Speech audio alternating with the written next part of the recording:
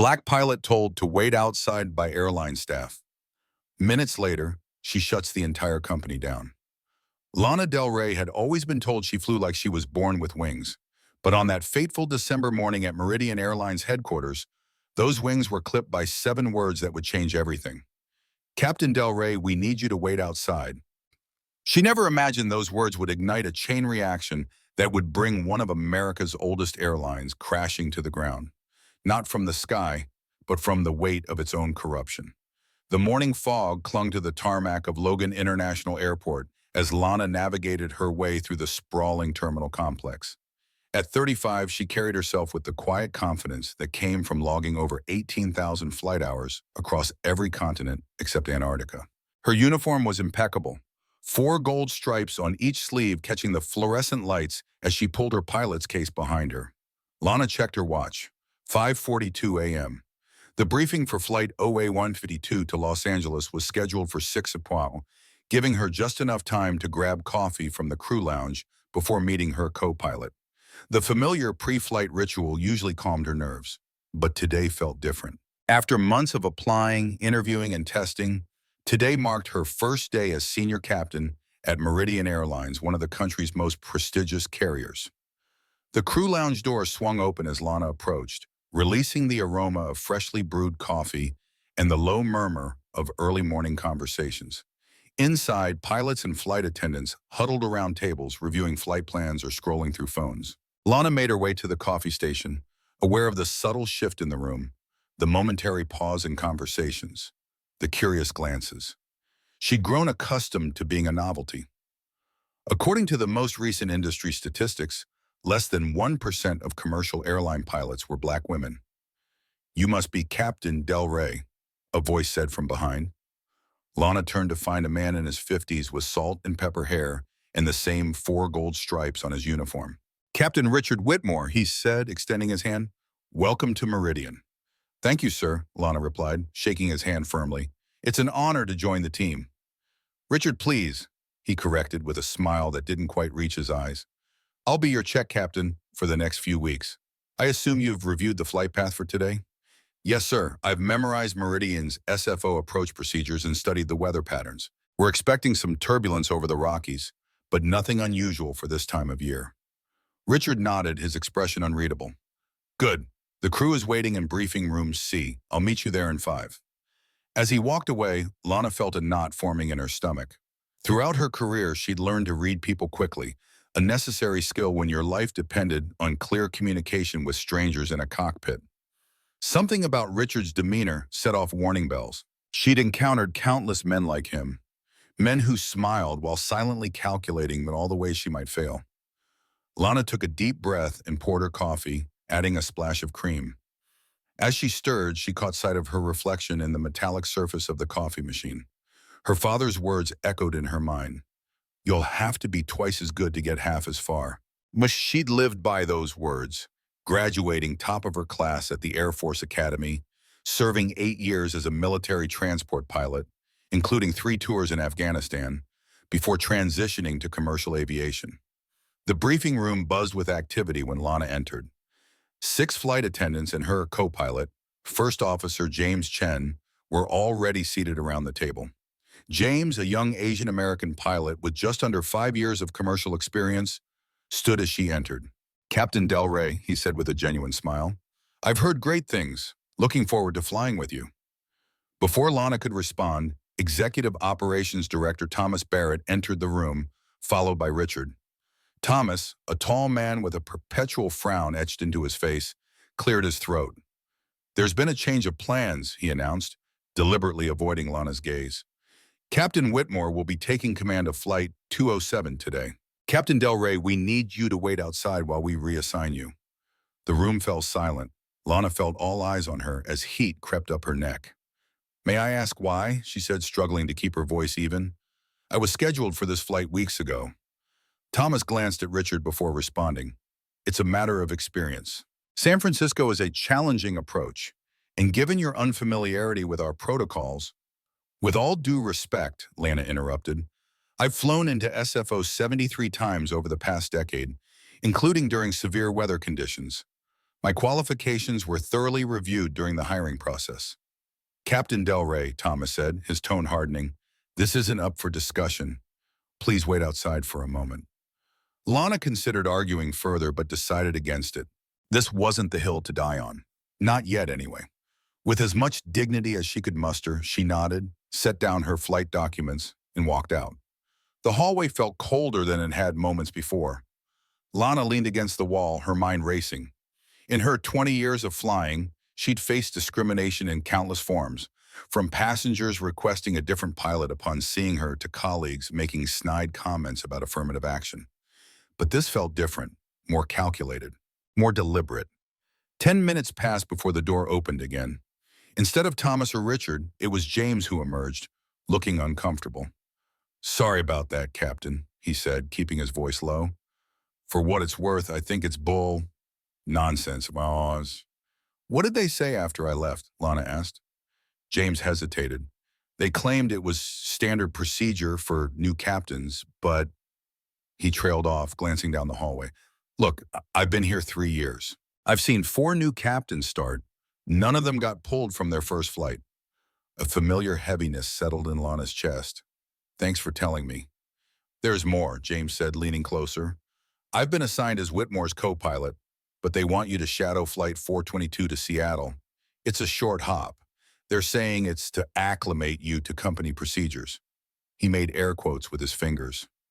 Lana nodded slowly. And who's captaining that flight? Harold Wilson? The name struck like a hammer blow. Harold Wilson, Meridian's most senior captain and, according to industry gossip, a man who had vocally opposed diversifying the pilot ranks. Lana had never met him, but his reputation preceded him. I see, she said quietly. Lana, James corrected himself. Captain, if you want to file a complaint, I'll back you up. Lana considered the offer. A complaint on her first day would brand her as difficult, regardless of the merits. She'd spent her career navigating these treacherous waters, knowing when to speak up and when to bide her time. Let me handle Flight at 2 first, she decided. But I appreciate the offer, James. Not everyone would stick their neck out like that. He nodded, understanding the unspoken calculation. Good luck with Wilson. He can be old-fashioned. Lana almost laughed at the euphemism. I've dealt with old-fashioned before. As James walked away, Lana's phone vibrated in her pocket. It was a text from her younger sister. Bruno, knock them dead on your first day, sis. So proud of you. Lana stared at the message, emotions warring within her, pride in how far she'd come, anger at the situation, and determination not to let this setback define her. She typed back a quick reply. All good here. Tell you about it tonight. And tucked the phone away. Flight 422 to Seattle became Lana's personal purgatory. Captain Harold Wilson, a man in his early 60s with thinning gray hair and a permanent scowl, acknowledged her presence with nothing more than a curt nod before proceeding to ignore her entirely during pre-flight preparations. The first officer, a nervous-looking man named Peter Lawson, shot her occasional apologetic glances but remained silent. Lana sat in the jump seat behind them, observing as they went through the checklist. Wilson's methodical approach to flight preparation was impressive, she had to admit. Whatever his personal failings, the man knew how to fly. But as the Boeing 737 pushed back from the gate, Wilson finally addressed her. I don't know what kind of operation you came from, Captain Del Rey, he said without turning around. But at Meridian, we do things by the book. No shortcuts, no improvisations. The implication was clear. He assumed she was less rigorous, less professional. I understand, Captain, Lana replied, keeping her voice neutral. Standardization is the foundation of safety. Wilson grunted in response, seemingly disappointed she hadn't taken the bait. The flight to Seattle was mercifully short, just under 2 hours. Throughout, Wilson made a point of narrating his actions in a condescending manner, as if Lana were a novice rather than a captain with thousands of hours of experience. She absorbed the humiliation silently, focusing instead on observing Meridian-specific procedures and protocols. During the descent into CA, however, Wilson had made an error, minor but noticeable. He entered the wrong frequency for approach control. Lawson either didn't catch it or was too intimidated to speak up. Lana hesitated for a split second before deciding to intervene. Captain, she said calmly, I believe Seattle approach is on 127.15 today, not 122.75. The cockpit went silent. Wilson's shoulders tensed visibly before he checked the approach chart. That's correct, he said stiffly, adjusting the radio. Thank you, Captain Del Rey. The acknowledgement clearly cost him, and Lana expected that would be the end of any interaction. But as they taxied to the gate after landing, Wilson surprised her. You have a good eye, he said, still not looking at her. Most wouldn't have caught that. Thank you, sir. Don't misunderstand, he continued, his voice hardening.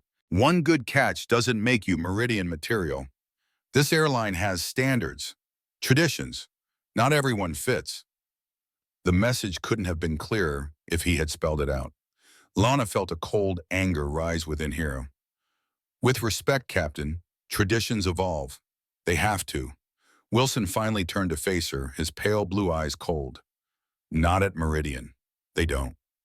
The rest of the day passed in a blur of passive-aggressive slights and thinly veiled hostility. After returning to Chicago, Lana was informed she would be shadowing different captains for the remainder of the week. All men, all with reputations similar to Wilson's. The pattern was obvious. They were hazing her, hoping she'd quit. That evening, Lana sat in her newly rented apartment in Chicago, a glass of Cabernet in hand as she video called her sister. They did what? Bruno's indignation filled the screen, her lawyer instincts immediately activating. Lana, that's textbook discrimination. You could sue them into oblivion. And then what? Lana sighed, sinking deeper into her couch. Be known as the black woman who sued her way into the cockpit? I'd never have the crew's trust. Bruno's frustration was palpable. So you're just going to take it? That's not the Lana I know. I didn't say that, Lana replied, a hint of steel entering her voice. I said I'm not suing yet. There are other ways to fight. What's your plan? Lana took a sip of wine, considering. I need to understand what I'm dealing with. This feels organized, systemic. I need to know if this is isolated to a few dinosaurs or if it goes deeper. Be careful, sis, Bruno warned. These corporate types protect their own. I know, but I didn't come this far to be pushed out before I even get started. Later that night, unable to sleep, Lana opened her laptop and began researching Meridian Airlines more thoroughly. Founded in 1967, the company had grown from a regional carrier to a national airline with international routes. Its safety record was solid, if unexceptional. Its leadership was overwhelmingly white and male, with only 2 women on the board of directors and not a single person of color in upper management. More telling were the employee reviews on various job sites. Scanning dozens of posts, Lana noticed a pattern. Glowing reviews from white male employees contrasted with less enthusiastic ratings from women and minorities, who often mentioned an old boys network and an unwelcoming atmosphere without providing specifics. Lana dug deeper, searching for any lawsuits or complaints against the airline. She found 3 discrimination suits in the past decade, all settled out of court with non-disclosure agreements. 2 involved female flight attendants. One concerned a Hispanic ground crew supervisor. She was about to close her laptop when a news article from 8 months ago caught her eye. Meridian Airlines faces FAA scrutiny over maintenance logs.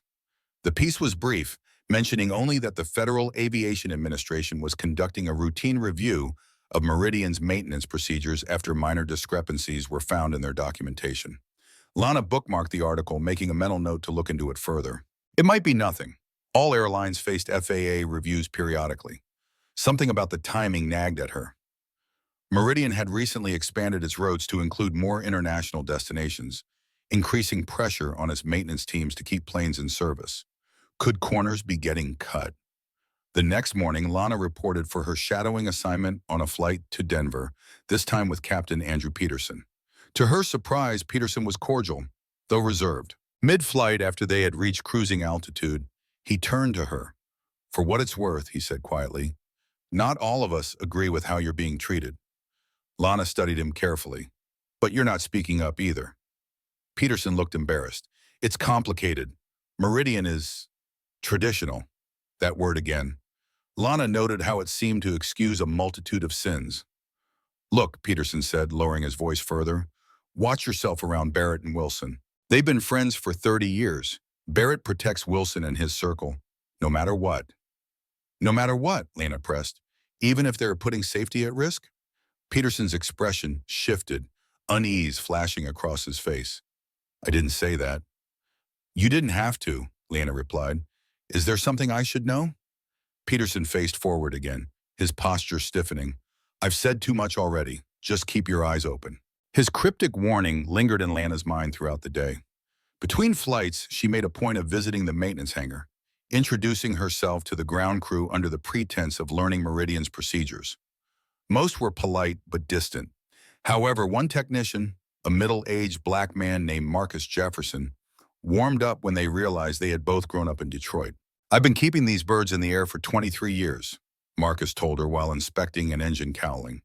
Seen a lot of changes. Not all good. How so? Lana asked casually. Marcus glanced around before answering. New management's been pushing us to speed things up. More flights, less turnaround time. Some checks that used to be mandatory are now at the technician's discretion. Lana felt a chill. Is that legal? Gray area, Marcus said with a grimace. They've got fancy lawyers who know how to word things so it sounds kosher. But between us, I wouldn't put my family on some of these planes.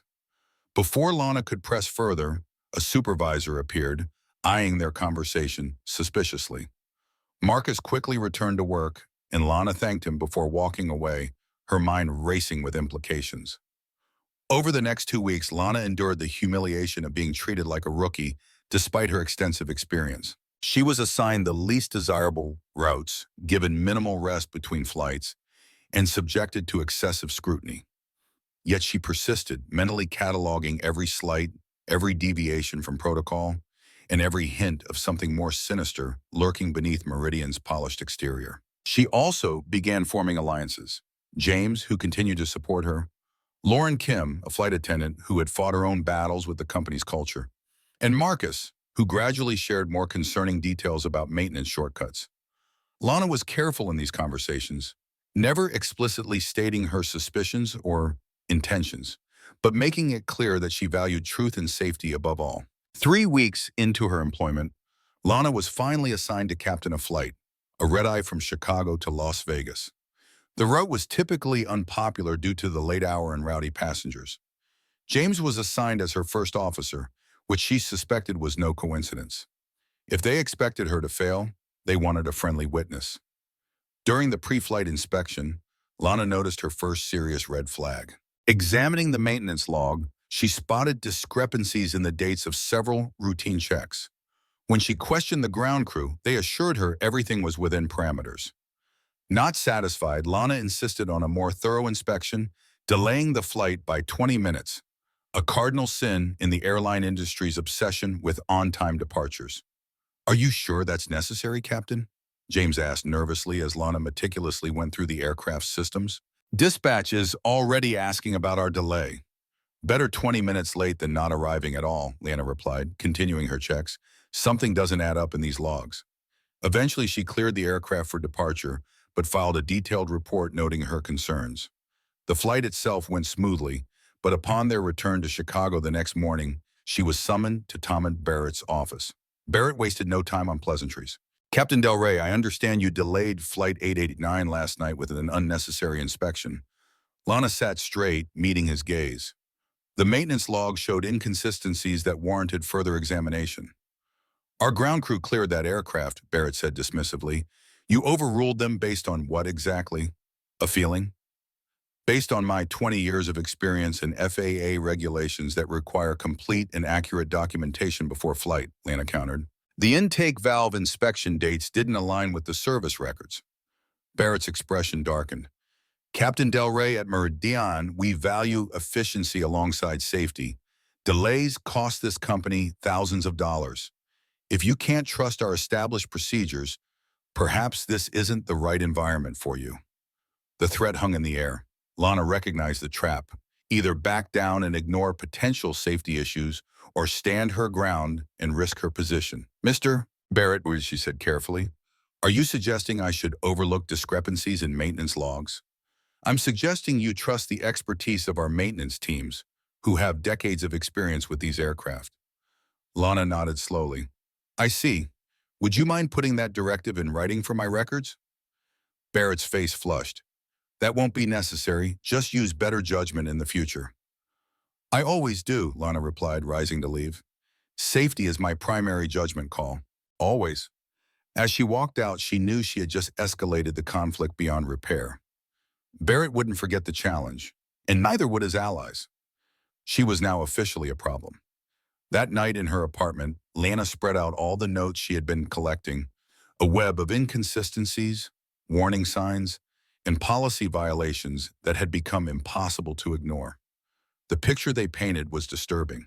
Meridian Airlines appeared to be systematically cutting corners on maintenance, pressuring employees to overlook issues, and fostering a culture where raising concerns was discouraged and punished. Lana knew what she had to do, but the consequences would be severe. Her career, which she had built meticulously over decades, would likely never recover.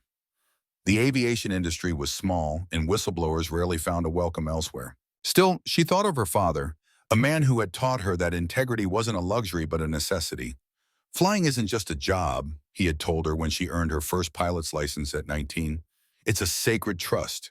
People put their lives in your hands. Lana picked up her phone and dialed a number she had saved weeks ago, but hoped never to use. Her sister, Bruno Doré, answered, her lawyer voice in full effect. It's me, Lana said. I need your help, and I need you to connect me with that friend of yours at the FAA. There was a pause. You're sure about this? Lana looked at the evidence spread before her. I've never been more sure of anything in my life. Okay, Bruno said simply. Tell me everything. The next morning, Lana prepared for her scheduled flight to Boston with an unusual sense of calm. She had spent hours with Bruno, outlining her observations, cross-referencing regulations, and preparing documentation. At 3:00 a.m., after Bruno had finally fallen asleep on Lana's couch, Lana sat alone in the darkness, contemplating the path ahead. Before heading to the airport, she made two crucial phone calls. The first was to Bruno's contact at the FAA, arranging a meeting for the following day. The second was to a journalist at the Chicago Tribune who specialized in corporate accountability stories. With the seeds planted, Lana headed to O'Hare, the weight of her decisions settling firmly on her shoulders. The pre-flight briefing for the Boston route was tense.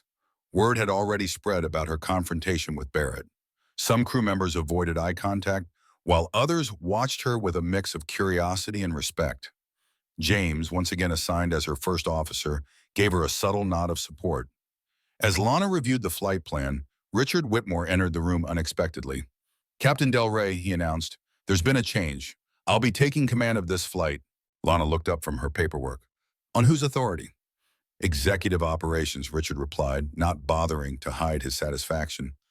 They feel a more experienced captain is needed for today's weather conditions. Outside, the Chicago sky was clear blue, with forecasts showing perfect flying conditions all the way to Boston. I see, Lana said, keeping her voice level. And what will my duties be? You're being reassigned to administrative tasks. Report to HR when we return. But the humiliation was calculated in public, a message to everyone watching. Lana could see the discomfort on James's face, the mixture of pity and fear in the flight attendants' eyes. They all knew what was happening, but none dared speak. Lana gathered her things with deliberate calmness. Very well. Good flight, everyone. As she walked out, Lauren Kim, the senior flight attendant, followed her into the hallway. This isn't right, Lauren said in a hushed voice. What they're doing to you? It's okay, Lana assured her. Some battles aren't meant to be fought in the open. Lauren hesitated, then pulled out her phone. I have photos, she whispered. From Flight 336 to Toronto last month. The cabin pressure valve had a crack. Visual inspection failed, but they cleared it anyway. Delaying would have triggered crew rest requirements and canceled 3 more flights. Lana's heart raced. Lauren, that's serious. I know, that's why I documented it. I've been keeping records for months, but I was afraid. She trailed off, looking over her shoulder. I could lose everything. You still could, Lana warned him. Are you sure? Lauren nodded firmly. What's the point of having a career if people could die because I stayed silent?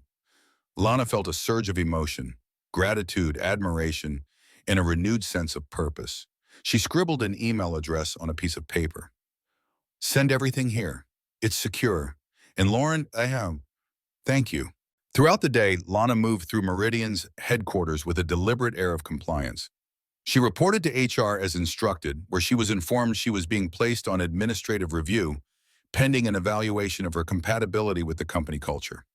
The HR representative, a nervous young man who couldn't meet her eyes, had her surrender her ID badge for a temporary one, restricting her access to most areas. Lana accepted the restrictions without complaint, knowing that appearances now mattered more than ever. As she sat in the bland corporate HR waiting area, completing pointless paperwork designed to occupy her time, her phone vibrated with incoming messages. James, this is wrong. Let me know how I can help. Marcus, need to talk. Maintenance Bay 34, 3:30. Important. Peter Lawson, first officer. Not all of us are like them. Some of us remember why we became pilots. By 4:30, Lana had finished her assigned busy work and made her way to the maintenance area. Her restricted badge wouldn't grant her access, but Marcus was waiting by a side entrance, looking nervous. I shouldn't be doing this, he said as he let her in, but someone needs to know what's happening. Inside the cavernous hangar, Marcus led her to a quiet corner behind a parked 737. They're falsifying records, he said without preamble. Not just fudging dates. Actual structural issues are being downgraded or ignored. Lana felt her blood run cold. How widespread?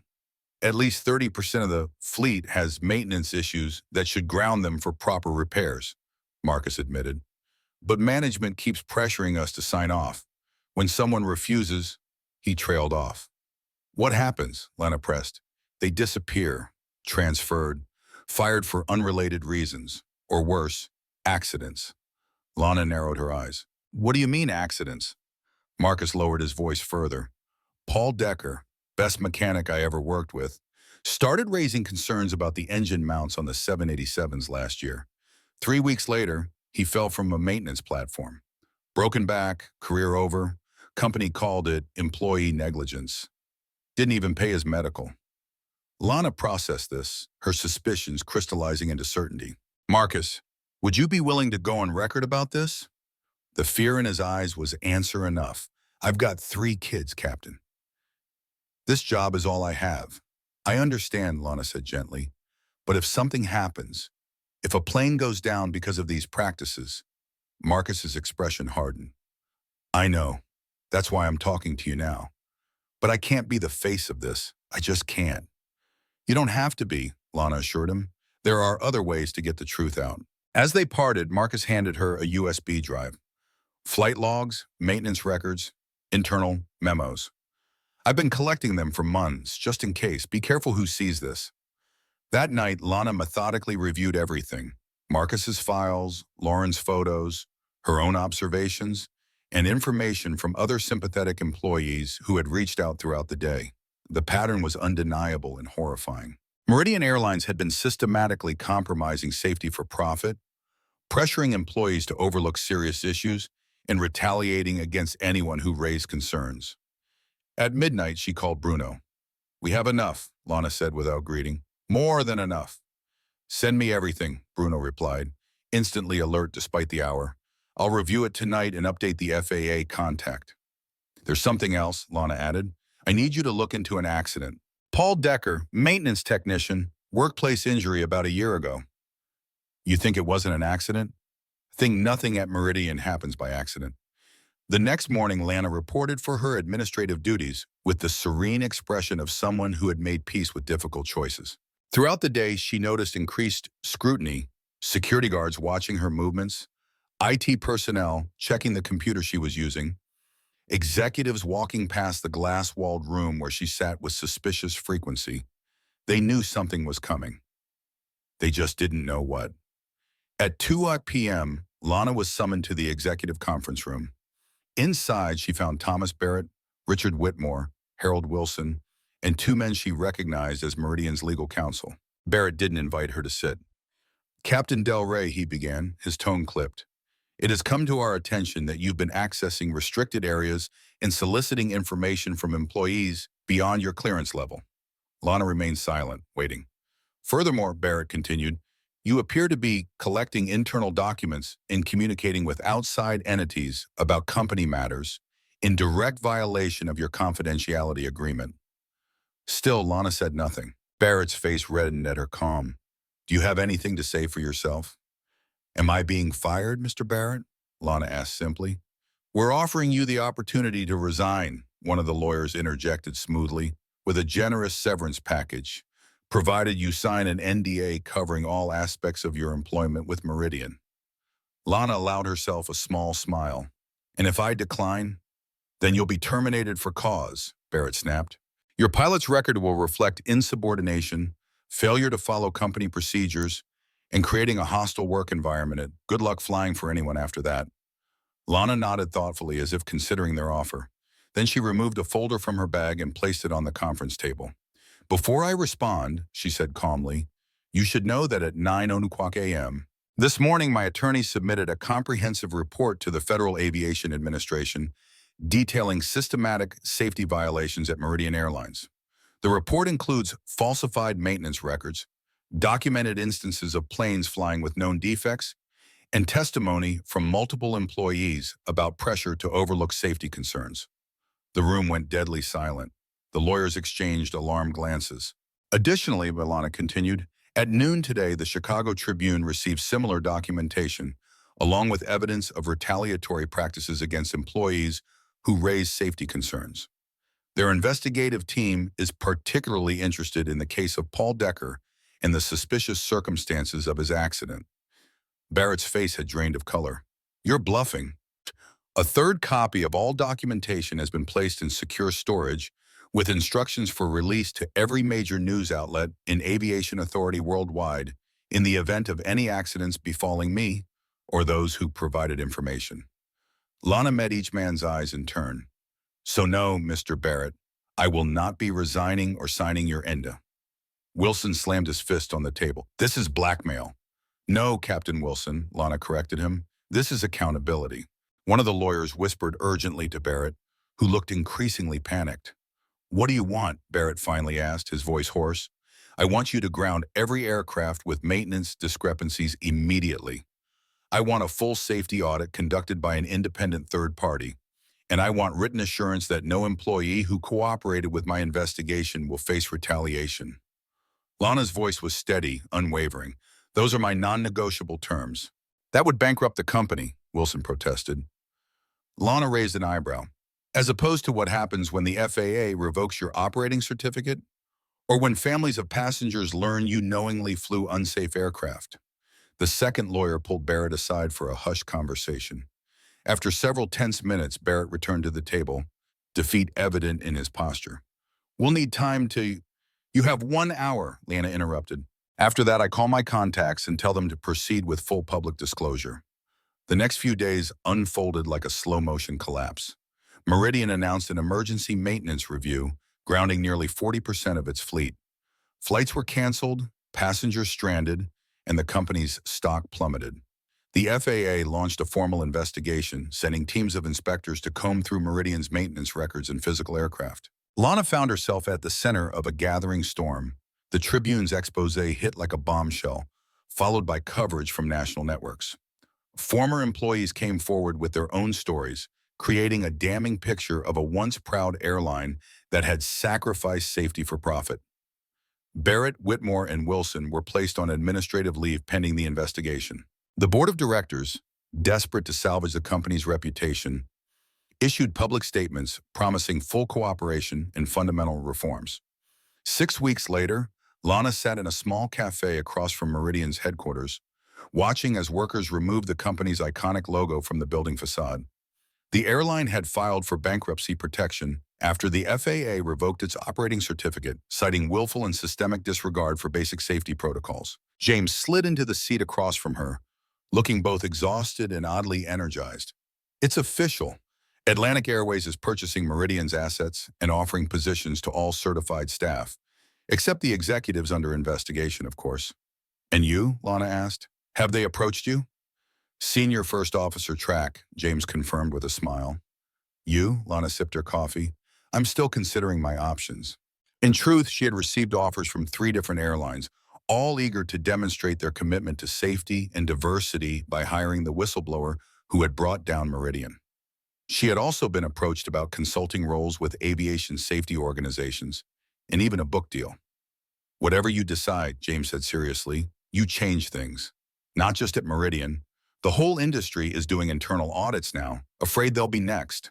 Lana thought about the Pishtum, the stress, the fear, the sleepless nights wondering if she was doing the right thing.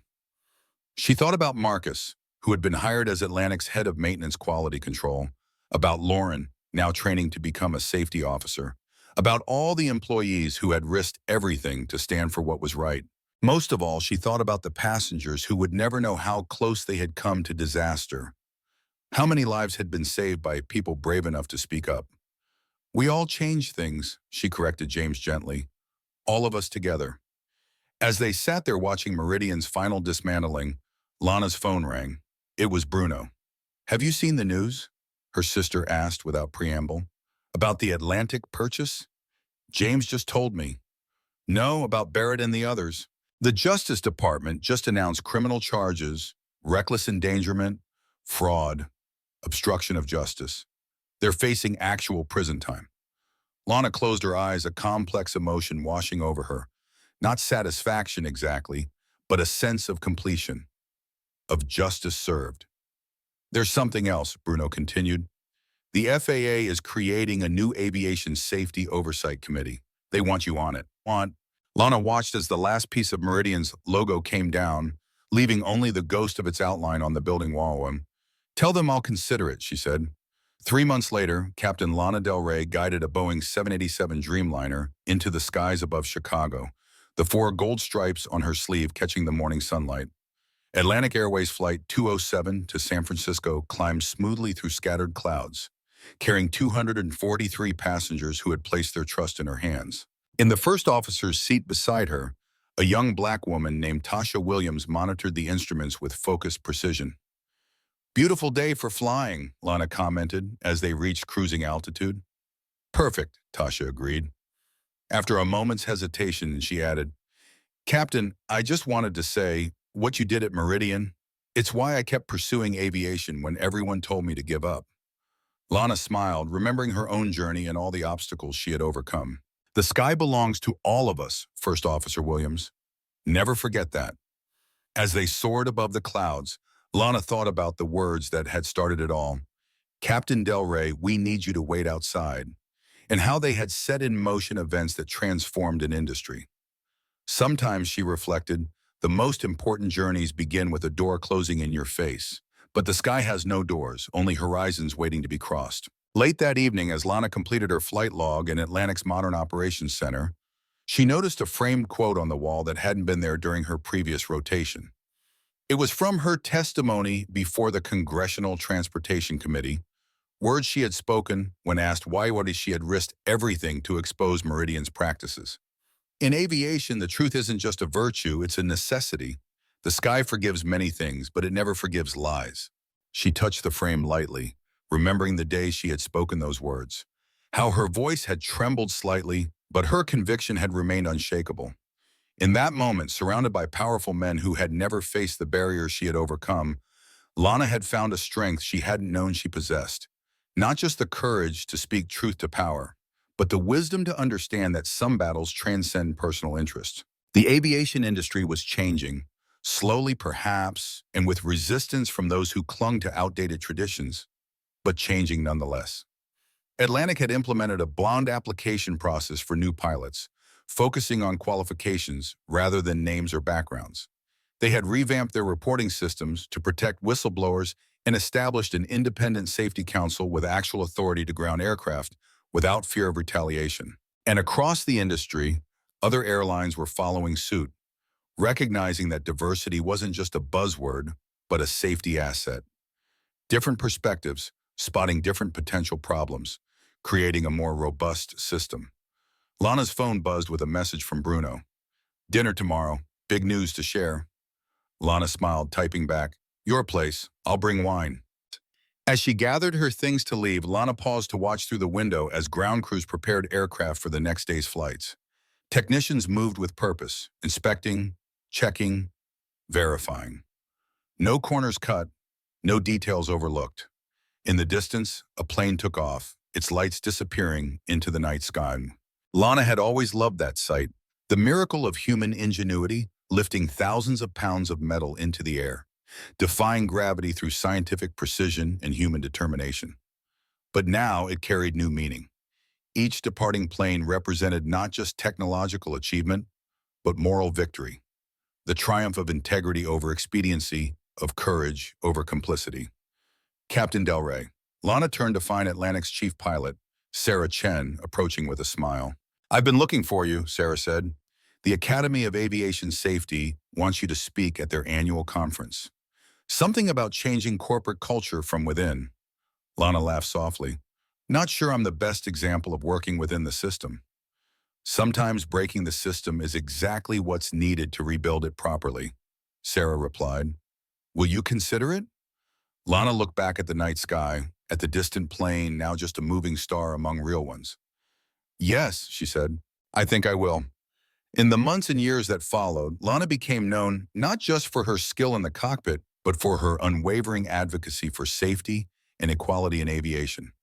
She mentored young pilots from underrepresented backgrounds, testified in support of stronger whistleblower protections, and eventually joined Atlantic's executive leadership team, the first Black woman to serve as president of operational safety at a major airline. The industry magazine that had once ignored her achievements now featured her on its cover with the headline, "The Pilot Who Changed Aviation." Inside, the article detailed how one woman's stand against discrimination had uncovered a web of dangerous practices and ultimately transformed an industry's approach to both diversity and safety. Lana kept the magazine, not out of vanity, but as a reminder for the days when progress seemed too slow, when old attitudes resurfaced in new guises, when the temptation to accept good enough threatened to override the demand for excellence. On those days, she would remember standing in that hallway outside the briefing room, told to wait while others decided her fate. She never waited again, and she taught others not to wait either. Not for permission to speak truth, not for recognition of their worth, not for a place at tables where decisions affecting lives were made. Sometimes the most revolutionary act is simply refusing to wait outside. On the 5th anniversary of Meridian's collapse, Lana received an unexpected email. The sender's name made her pause. Richard Whitmore. "Captain Del Rey," it began formally. "You may be surprised to hear from me. After much reflection during my community service sentence, I've come to recognize the harm caused by my actions and attitudes. While nothing can undo the past, I wanted you to know that your courage forced me to confront truths I had spent a lifetime avoiding. The aviation world is better because you refused to be silenced. For whatever it's worth after all this time, I am sorry." Lana sat with this message for a long while, emotions complicated and contradictory. Not just for the apology itself, which felt simultaneously too little and remarkably significant, but for what it represented, the possibility of genuine change, even in those who had seemed most resistant to it. She thought of her father, who had passed away 2 years earlier, and how proud he had been to see her vindicated. She thought of Tasha Williams, now a captain herself, mentoring the next generation. She thought of all the planes landing safely every day because people had found the courage to prioritize lives over profits. Finally, Lana typed a simple reply. "Apology accepted, Captain Whitmore. The sky belongs to all of us." As she pressed send, Lana felt something settle within her. Not an ending, but a continuation. The story of Meridian Airlines and its downfall had become part of aviation history, a case study in ethics courses and safety manuals. But Lana's own story continued to unfold page by page, flight by flight, truth by truth. The airline industry, like society itself, remained imperfect, still struggling with biases both obvious and subtle, still balancing competing priorities of profit and safety, still needing voices brave enough to speak unwelcome truths. But change had taken root, growing steadily through cracks in old systems. And somewhere over the vast American landscape, Captain Lana Del Rey guided her aircraft through the boundless sky, a sky that had never cared about the color of the hands on the controls, only about the competence, courage, and integrity of those who dared to navigate its endless blue frontier. The horizon stretched before her, open with possibility. Lana smiled and flew on,